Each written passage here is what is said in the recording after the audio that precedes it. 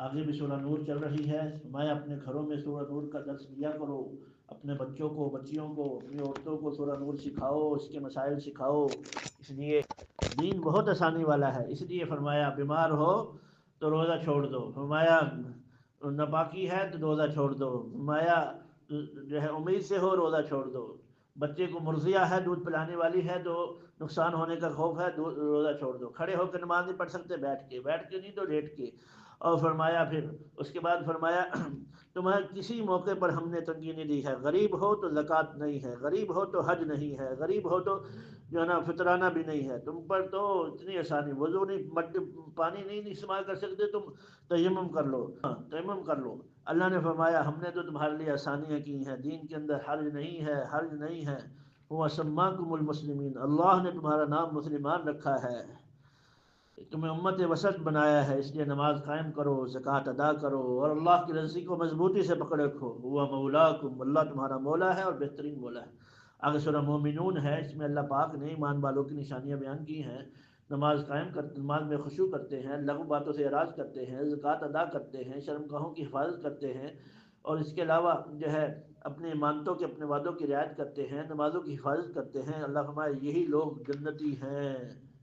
میں انسان کیا چیز ہے؟ انسان کو تو ہم نے کھنکھناتی مٹی سے پیدا کیا ہے، نطفہ تھا، پھر جو ہے ہم نے نطفے کو لوتھڑا بنایا، لوتھڑے کو پھر ہم نے مضغہ بنایا، اور پھر اس کے اوپر گوشت چڑھایا، پھر ہمارا فتبارک اللہ احسن الخالقین، اللہ سے بہتر کون پیدا کرنے والا ہے۔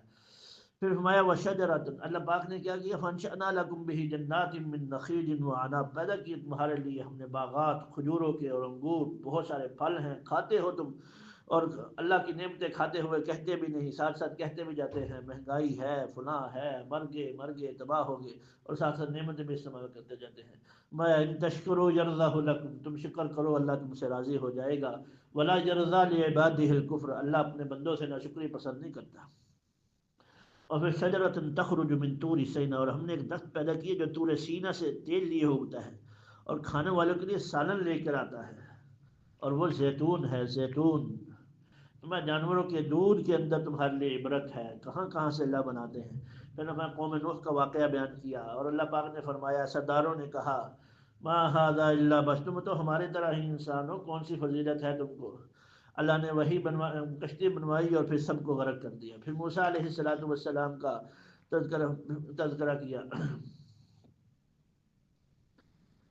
پھر فرمایا قال رب انصرنی بما کذبون قال عما قلیلا لیصبحن، جی قوموں کا واقعہ کیا، واقعات بیان کیے۔ پھر اللہ پاک نے فرمایا وَلَقَدْ آتَيْنَا مُوسَى الْكِتَابَ لَعَلَّهُمْ يَهْتَدُونَ، موسیٰ علیہ السلام کتاب دی تاکہ ہدایت پر آئے۔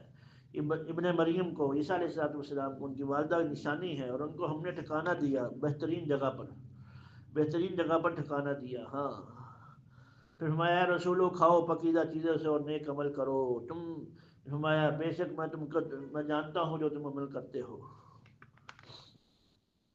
پھر آگے اللہ پاک نے ایمان والوں کی صفات بیان کی ہیں، نیک بندوں کی صفات بیان کی ہیں، اپنے رب سے ڈرتے ہیں، رب کی آیتوں پہ ایمان لاتے ہیں، شرک نہیں کرتے، جو اللہ نے دیا ہے، جو کچھ لوگ دیتے ہیں اس حال میں دیتے ہیں کہ ان کے دل اس بات سے خوف زدہ ہوتے ہیں کہ اپنے رب کے پاس لوٹنے والے ہیں، نہیں اپنے مالوں پر کوئی ان کو یہ نہیں ہوتا کہ ہم نے فلانے پر احسان کیا، بلکہ مال دے کے چھپتے پھرتے ہیں کہیں یا اللہ قبول ہو جائے یا تیری مہربانی قبول ہو جائے۔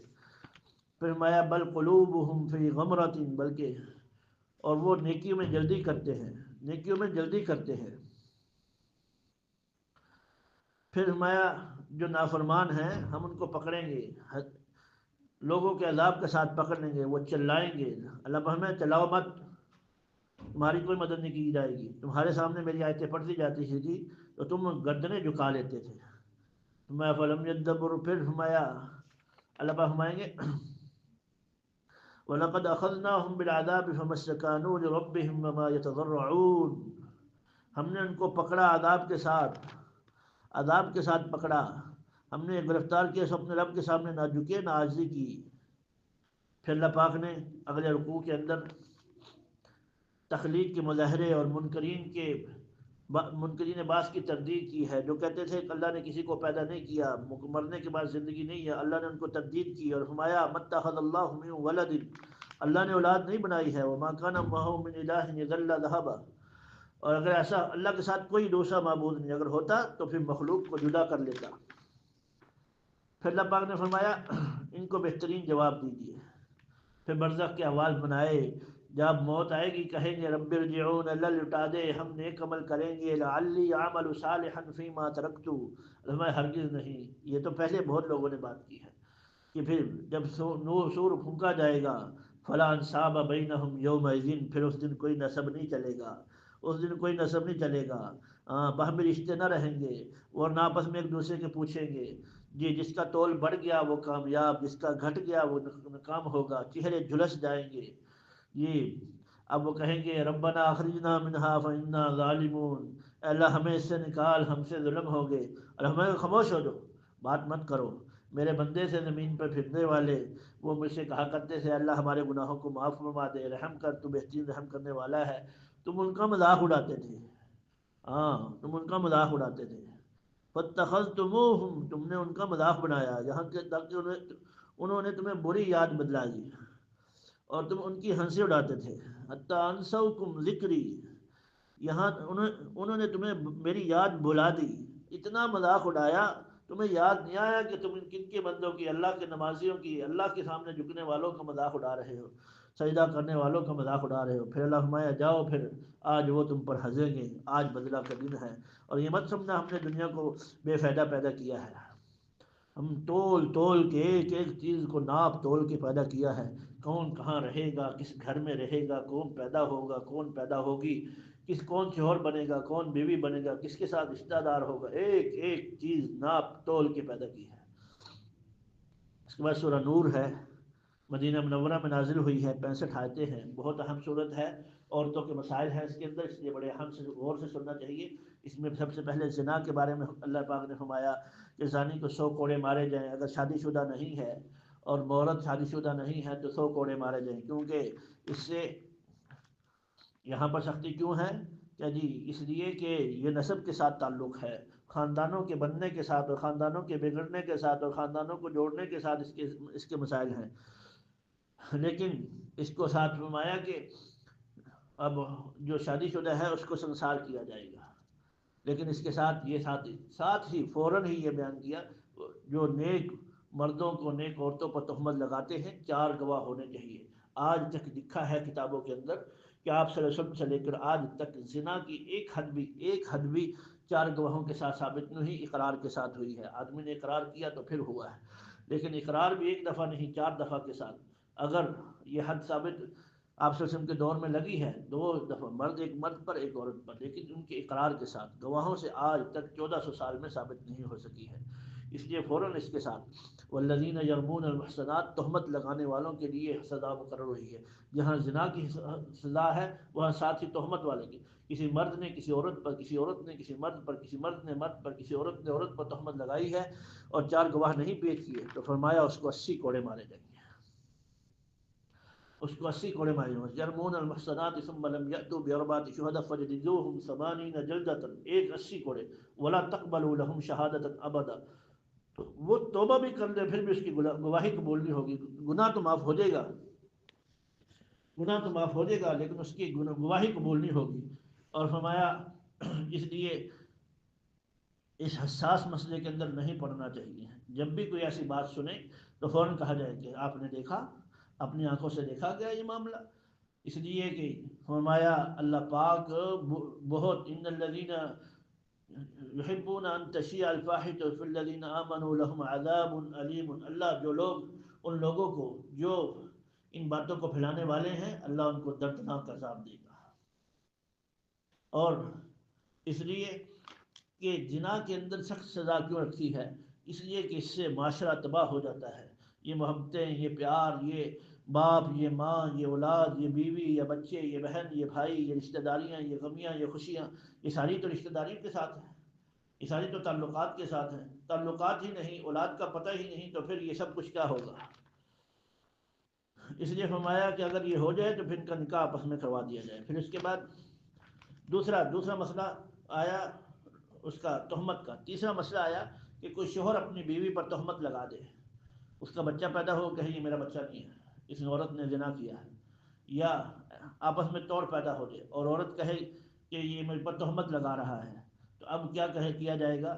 اب تو چاہیے تو یہ تھا کہ اگر جو ہے مرد نے دیکھا ہے عورت کو زنا کرتے ہوئے تو 4 گواہ پیش کرے، اب 4 گواہ نہیں پیش کر سکا اور اس نے دیکھا بھی ہے، تو اب اس کے لیے کیا حکم ہے؟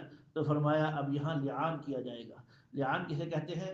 مرد اور عورتوں کو قسم کھڑا کیا جائے گا۔ مرد 3 دفعہ کہے گا کہ یار میں قسم کھاتا ہوں کہ میری بیوی غلط ہے اور اس نے یہ غلط کام کیا ہے، اور چوتھی بات کہے گا کہ یا اللہ، 4 دفعہ یہ کہے گا کہ میری بیوی نے غلط کیا، 5ویں دفعہ کہے گا کہ اگر میں نے یہ جھوٹ بولا تو مجھ پر اللہ کی لعنت ہو اور اس پر سزا ساقط ہو جائے گی۔ ایسے ہی 4 دفعہ عورت کہے گی کہ میرا شوہر جو کہہ رہا ہے وہ جھوٹا ہے، اور 5ویں دفعہ کہے گی اگر میں نے ایسا کیا ہے تو مجھ پر اللہ کا غضب ہو۔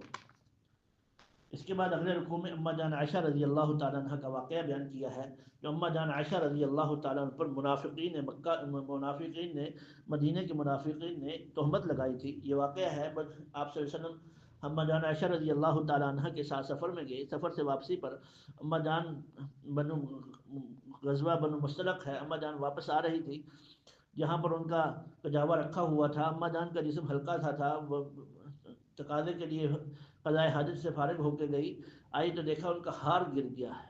ہار ڈھونڈنے کے لیے گئی، واپس آئی تو جو کجاوا تھا وہ خادموں نے اٹھایا اور اونٹ پر رکھ دیا۔ ہلکی سی تھی، یہ سمجھے کہ بیچ میں ہی ہے، اما بیچ میں نہیں تھی۔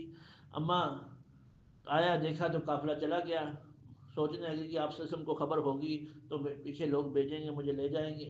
اما فرماتی ہے میں رات کا آخری حصہ تھا، میں انتظار میں بیٹھ گئی، میری آنکھ لگ گئی، آنکھ کھلی تو صفوان بن معطل رضی اللہ تعالیٰ عنہ انصاری صحابی ہیں، انہوں نے دیکھا ہوا تھا پردے کی آیت کے نازل ہونے سے پہلے۔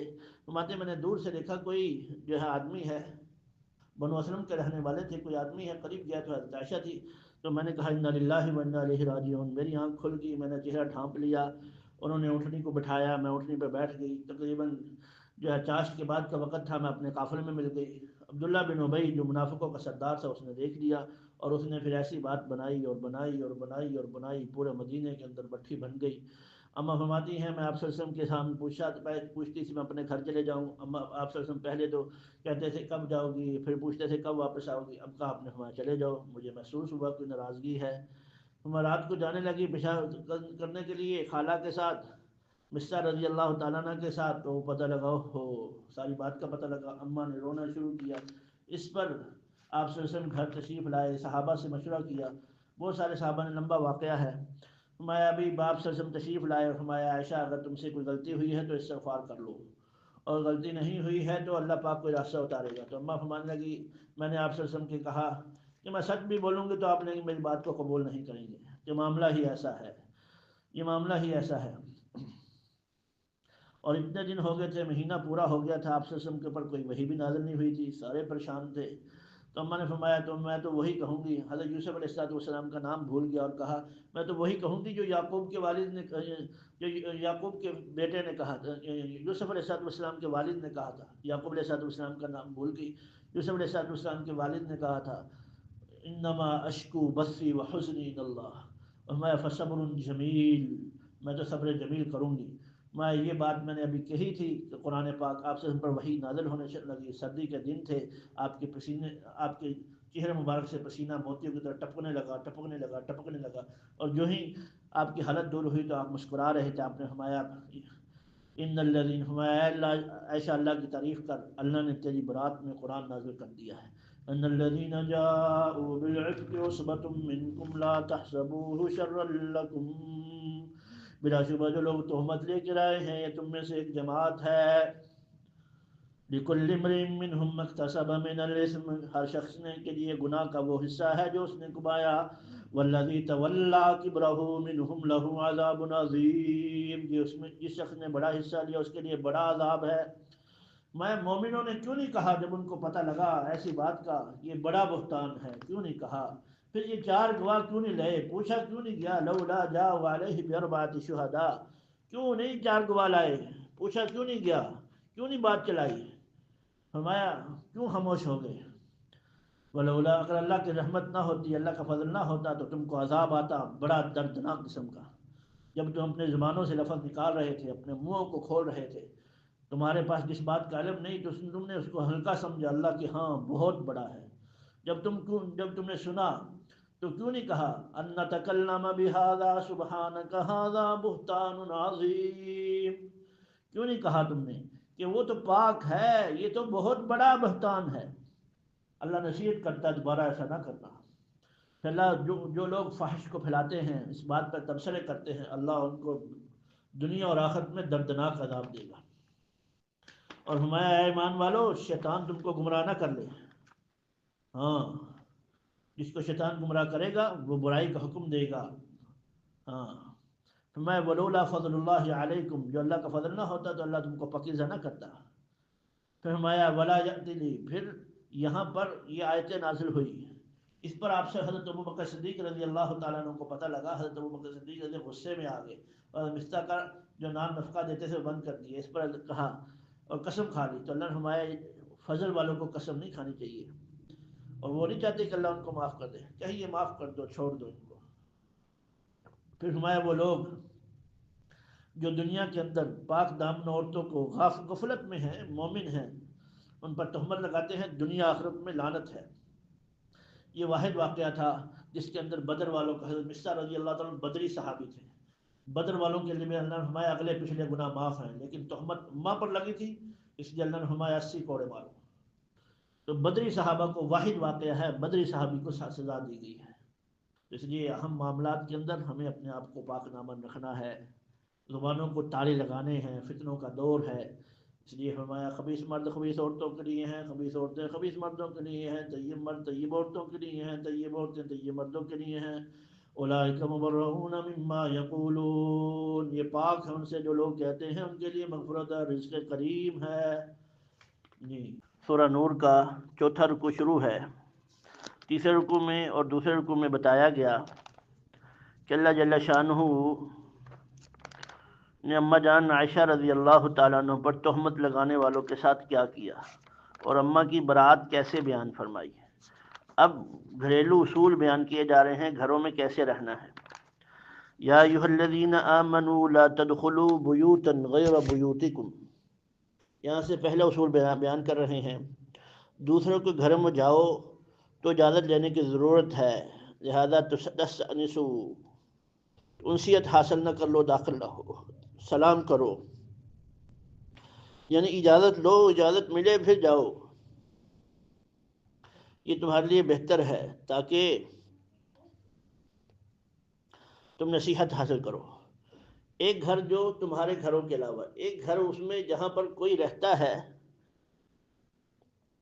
یا اس میں کوئی نہیں ہے، ابھی کوئی نہیں لیکن کوئی رہتا ہے، رہائشی گھر ہے، تو اس گھر میں مت جاؤ یہاں تک کہ اجازت لو۔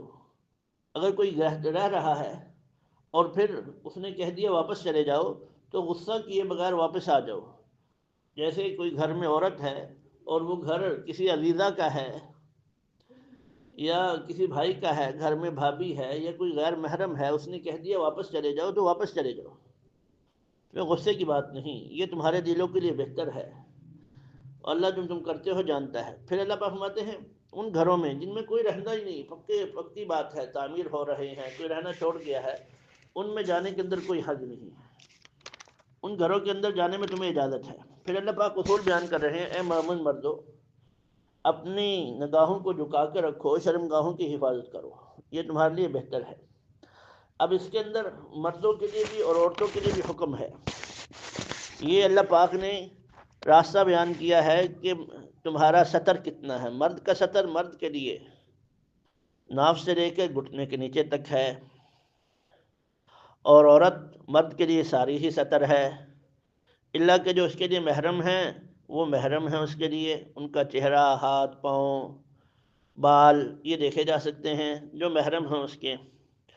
اور عورت کے لیے بھی یہی حکم ہے، لیکن اگر عورت باہر نکلتی ہے تو فرمایا وَلَا يُبْدِينَ زِينَتَهُنَّ إِلَّا مَا ظَهَرَ مِنْهَا، عورت کو باہر نکلنے کی ضرورت ہے، بیمار ہے، گھر میں کوئی مرد نہیں، سامان لینے جا رہی ہے، کوئی بیماری ہوگی، کوئی رشتہ داروں میں جانا پڑ گیا، کوئی شادی میں جانا پڑ گیا، کوئی غمی میں جانا پڑ گیا، اب کیسے نکلے؟ کچوڑی چکری، بڑی چادر لے لے، بڑا کھلا برقع لے لے، منہ بھی چھپ جائے، ہاتھ بھی چھپ جائیں، سارا جسم چھپ جائے، ایسا پردہ ہو، ایسا پردہ نہ ہو جس سے اعضائے ظاہرہ نظر آئیں۔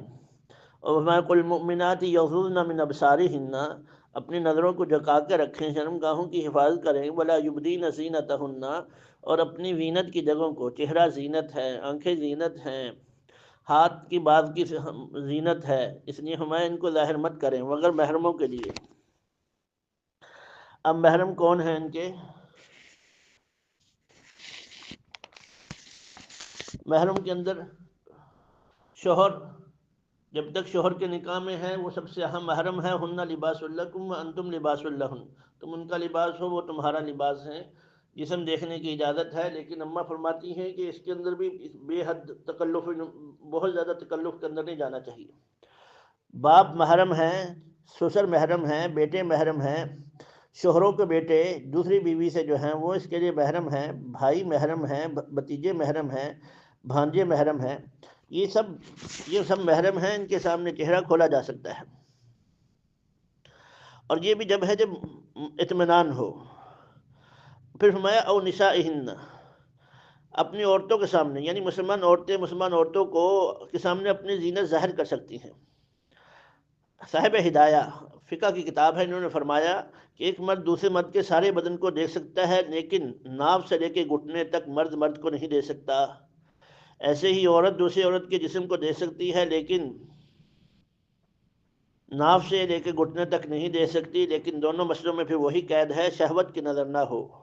اس لیے جب عورتیں ولادت کے لیے جاتی ہیں تو اس میں احتیاط ہونی چاہیے۔ قریبی عورتیں جتنی بھی ہیں، ماں ہیں، بہن ہیں، اس سے بھی سر پر دوپٹہ ہو، اور خاص طور پر جو ایسی عورتیں جن کا دنیا کا ماحول ہے اور جو مردوں کے سامنے ان کی باتیں کر سکتی ہیں، ان کے سامنے تو بالکل ہی اپنے جو ہے چہرے کو، جسم کو ظاہر نہیں کرنا چاہیے۔ گھروں میں کام کرنے والے ملازم جو ہیں، مرد جو ہیں، وہ سارے غیر محرم ہیں۔ ہاں، باندیاں آپ صلی اللہ علیہ وسلم کے دور سے لے کر 1948 تک باندیاں رہی، جہاد ہوتا رہا، ان کی عورتیں گرفتار ہوتی تھی، وہ باندیاں بنائی جاتی تھی، تو باندیوں کو جسم دیکھنا جائز ہے مردوں کے لیے، اور جو غلام ہیں ان کے لیے وہ عورتوں کے لیے اجنبی ہیں۔ اب التابعین غیر اولی الاربۃ من الرجال، یا وہ ان مردوں کے سامنے جو طفیلیوں کے طور پر ہوں، یعنی جو عورتوں کو جن کو حاجت نہیں ہے، غیر اولی الاربۃ یعنی ان کو عورتوں کی طرف حاجت نہیں، ان کے آنے میں کوئی حرج نہیں۔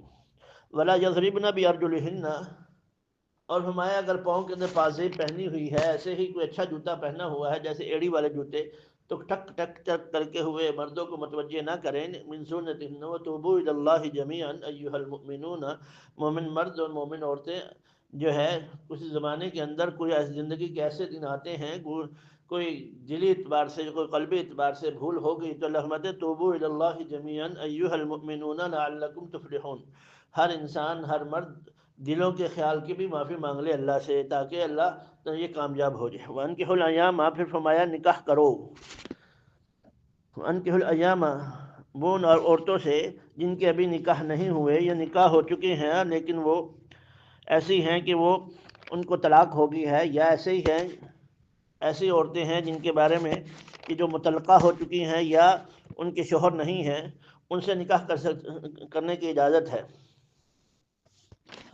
اور آپ صلی اللہ علیہ وآلہ وسلم کو 9 نکاح کرنے کی جو ہے 11 نکاح کرنے کی اجازت تھی۔ اللہ پاک نے پہلے فرمایا جو آپ کو پسند ہے آپ ان سے نکاح کر سکتے ہیں، پھر ایک موقع پر اللہ پاک نے فرمایا اب اس کے بعد نکاح کرنے کی اجازت نہیں۔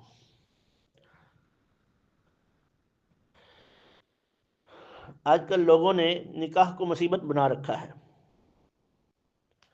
دیندار کو ڈھونڈتے نہیں ہیں، دنیا داری اور ریاکاری کے اندر ایسے پڑتے ہیں جن کی وجہ سے مسائل پیدا ہو جاتے ہیں۔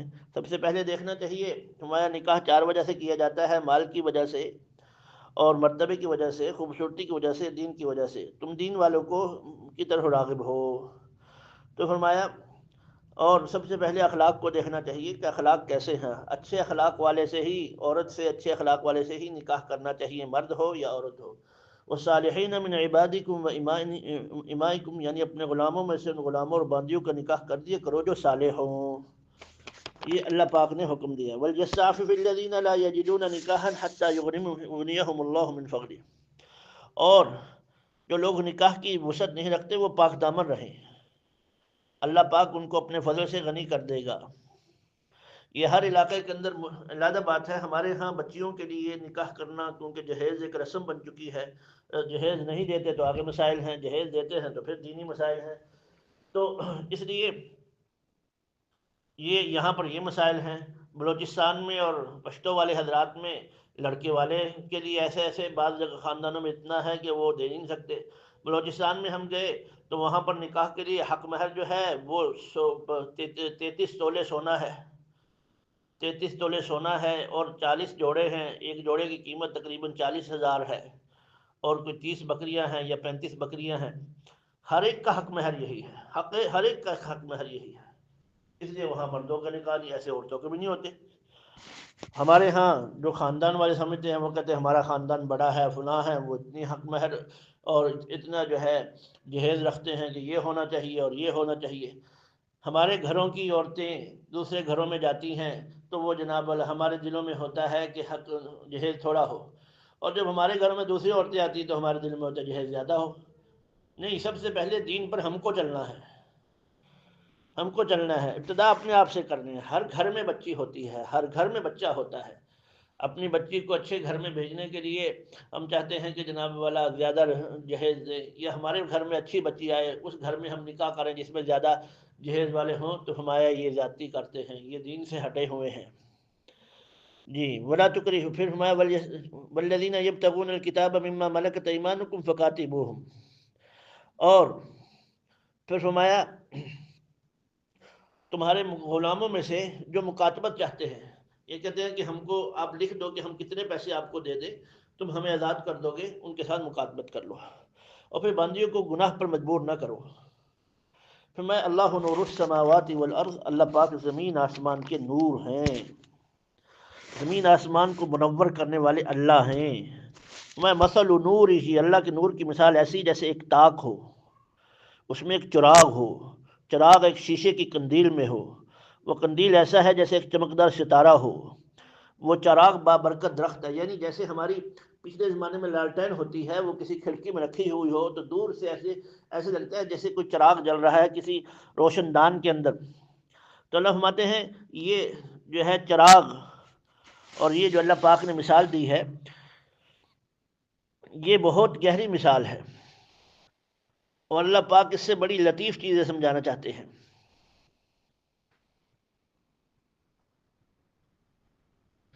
مومن کے قلب میں اللہ تعالیٰ جب نور ہدایت ڈالتا ہے، یہ مومن کا قلب ہے، اس میں نور ہدایت ڈلتی ہے تو روز بروز اس کے اندر انشراح قبول حق کے لیے بڑھتا چلا جاتا ہے. ہر وقت احکام پر عمل کرنے کے لیے آگے بڑھتا رہتا ہے. دنیا کی زندگی گزار رہی تھی ایک عورت ایک مرد، پھر تھوڑا سا دین کی طرف متوجہ ہوئے، پھر اور ہوئے، پھر اور ہوئے، پھر اور ہوئے، پھر وہی عورت شرعی پردہ کرنے لگ پڑی، پھر وہی عورت اپنے گھر میں دین کو ایسا داخل کیا، ایسا داخل کیا، ایسا داخل کیا کہ بس اللہ نے اس کے دل کو ایمان سے بھر دیا. تو گویا بالفعل احکام کا عمل نہیں تھا، لیکن پھر آہستہ آہستہ علم بھی ہوا، عمل بھی ہوا، تدریجاً بڑھتا رہا. جیسے وہ روغن زیتون آگ لگنے سے روشنی کے اعتبار سے بڑھتا جاتا ہے، ایسے اللہ ہمارے نور بڑھاتے رہتے ہیں. میں اللہ کا نور، نور علی نور، پھر نور ہی نور ہو جاتا ہے. اللہ اپنے نور کی جیسے جس کو چاہتے ہیں ہدایت دیتے ہیں، اور اللہ لوگوں کے لیے مثالیں دیتے ہیں. اللہ لوگوں کے لیے مثالیں دیتے ہیں جن کے سینے نور سے بھر دیتے ہیں. واللہ بکل شیء علیم. پھر میں فی بیوت اذن اللہ ان ترفع ویذکر، جن گھروں میں اللہ کا نام لیا جاتا ہے، ذکر کیا جاتا ہے، جی وہ بلند ہیں، اس میں اللہ صبح شام اللہ کے لوگ پاکی بیان کرتے ہیں. پھر وہ مرد ہیں جن کو تجارت غافل نہیں کرتی، زکوٰۃ دینے سے، نماز قائم کرنے سے. وہ دل ہیں، ایسے دل ہیں جن کو جو آخرت کے دن سے ڈرتے ہیں، اللہ ان کو دنیا میں اور آخرت میں بہترین بدلہ دے گا اور اللہ ان کو خوب رزق دے گا. اور جنہوں نے اپنے اعمال جنہوں نے کفر کیا ان کے اعمال ایسے ہوتے ہیں جیسے دور سے سراب نظر آئے. آج کل ہمارے ان روڈوں پر گرمی میں دیکھیں تو دور پانی نظر آتا ہے، وہ جو گاڑی آگے بڑھتی جاتی ہے پانی نہیں ہے. ایسے ہی اعمال جو کفر کر رہے ہیں ان کا یہی حساب ہے، جیسے موج پر موج آئے کہ ابھی اندھیرا ختم ہو جائے گا، وہ اور اندھیرا بڑھتا جاتا ہے. پھر ہمارے اللہ پاک کے لیے جو ہے زمین آسمان میں ہے ہر چیز تعریف کرتی ہے، اور پرندے پر پھیلا کے بھی اللہ کی تعریف کرتے ہیں۔ اللہ دن اور رات کو بدلتا رہتا ہے۔ فرمایا اللہ نے ہر چیز کو پیدا کیا پانی سے، 2 ٹانگوں والے پیٹ کے بل چلتے ہیں، کیڑے مکوڑے، سانپ، بچھو، پھر 2 ٹانگوں پر انسان، جانور، کچھ جانور ہیں، 4 ٹانگوں پر چوپائے، فرمایا سب کچھ اللہ نے پیدا کیا ہے۔ پھر فرمایا اللہ نے واضح نشانیاں اتاری، پھر اللہ نے چاہا جس کو چاہتا ہے اللہ پاک ہدایت دیتا ہے۔ ما انما کان القول المؤمنین، پھر احکامات بیان ہو رہے ہیں، اذا دعوا الی اللہ ورسولہ، جب ان کو اللہ اور اس کے رسول کے حکم کی طرف بلایا جائے تو ایمان والے کیا کہتے ہیں؟ سمعنا واطعنا، ہم نے سن لیا، اطاعت کی۔ ومن یطع اللہ ورسولہ ویتقہ ویخشى اللہ، جو اللہ کے رسول کی اطاعت کرے گا، اللہ سے ڈرے گا، وہ کامیاب ہو جائے گا۔ وہ قسمیں کھاتے ہیں، جی پکی قسمیں، اگر ہم کو اللہ کے راستے میں نکلنے کا حکم دیا گیا تو ہم نکل پڑیں گے۔ کہہ دیے قسمیں نہ کھاؤ، وعدے پورے کرو۔ میں اللہ وعدہ کرتا ہے ان لوگوں سے جو ایمان لائے، نیک عمل کیے، ان کو زمین کی خلافت دے گا۔ جی پھر آگے فرماتے ہیں عورتوں کے لیے، یا ایھا الذین آمنوا لیستأذنکم الذین ملکت ایمانکم، اے ایمان والو جو تمہارے مملوک ہیں، اور تم میں سے وہ لڑکے جو بلوغ کو نہیں پہنچے، جو چھوٹے بچے ہیں، وہ بھی تمہارے پاس گھروں میں آئے تو 3 وقت اجازت لے کر آئے، گھر کے اندر ایسے نہ داخل ہو جائے۔ مرد بھی اپنی بیوی کے پاس آئے، ایک صحابی نے کہا یا رسول اللہ میں اپنے گھر کے اندر، میری والدہ ہوتی ہے اور میں ہوتا ہوں، کیا میں بھی اجازت لے کے جاؤں؟ آپ نے فرمایا ہاں، تم چاہتے ہو کہ اپنے گھر میں والدہ کو بغیر لباس کر یا ایسے کپڑوں میں دیکھو وہ سو کے اٹھیں، اس لیے ایسے موقع پر فرمایا کہ جب جاؤ گھر کے اندر کھڑکا دڑکا کر کے جاؤ، اجازت لے، اپنے گھر میں بھی اجازت لے کر جاؤ۔ کون سے 3 وقت ہیں؟ فرمایا صلاۃ فجر سے پہلے، اور ظہر سے، حین تضعون ثیابکم من الظہیرۃ، جہاں پر جس گھر میں جس وقت سونے کا معمول ہے، ظہر سے پہلے ہے یا ظہر کے بعد ہے؟ ظہر سے پہلے کا قیلولہ ہے، یہ سنت ہے۔ ظہر سے پہلے جہاں سونے کا معمول ہے وہاں پر جب گھر میں جاؤ تو اجازت لے کے جاؤ، اپنا بیٹا بھی اجازت لے کے آئے، شوہر بھی اجازت لے کے آئے، باپ بھی اجازت لے کے آئے، بھائی بھی اجازت لے کے آئے، اور ایسے ہی عشاء کی نماز کے بعد، جی اس کے علاوہ تم جا سکتے ہو۔ ایسے ہی جو بچے بلوغ کو نہیں پہنچے یا بلوغ کے قریب، بالکل قریب پہنچ گئے ہیں، ان کو بھی اجازت لے کے آنا ہے۔ اور وہ عورتیں جو بڑی عمر کی ہو چکی ہیں اور ان کو کوئی نکاح کی امید نہیں ہے، وہ اپنے اوپر سے جو بڑے جو برقع وغیرہ ہے اس کو اتار سکتی ہیں، لیکن بڑی چادر لینے میں خیر ہے۔ اللہ پاک عمل کی توفیق عطا فرمائے۔ وما علینا الا البلاغ المبین۔